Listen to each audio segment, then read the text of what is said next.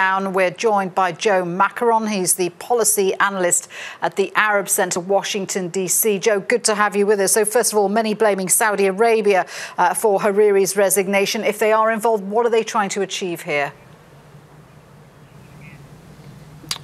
I think they are trying to maybe force Iran's hands now.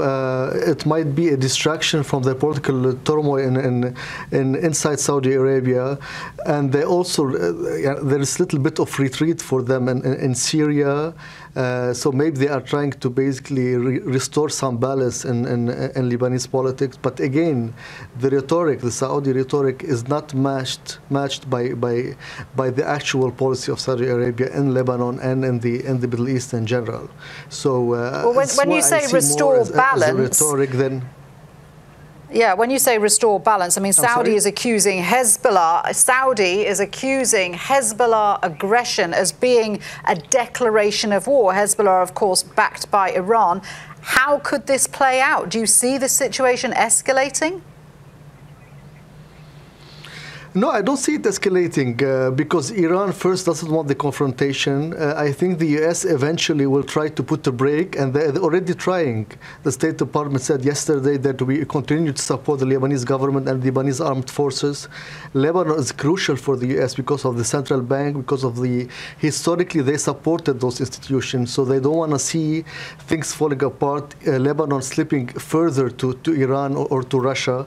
So basically there's more complicated U.S. interest for that. But there's a White House support for Trump, for the Saudi leadership, and there are some sort of leeway for them now to do what they have to do internally and externally. But we saw already today a lowering rhetoric against Lebanon and Saudi Arabia. There might be also easing the blockade on Yemen that started a few days ago. There's no ground for a war now, even though the rhetoric might be dangerous.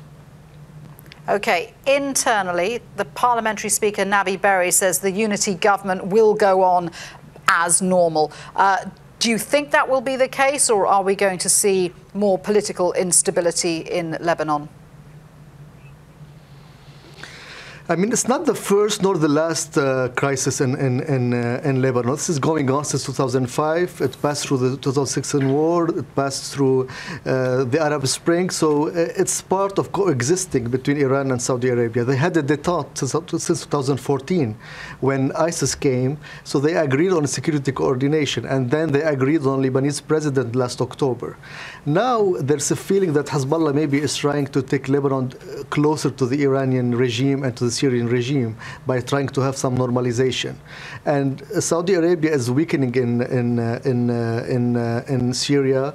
It's trying to engage Iraq to control or to have an influence in the post-ISIS period by reconstruction and others.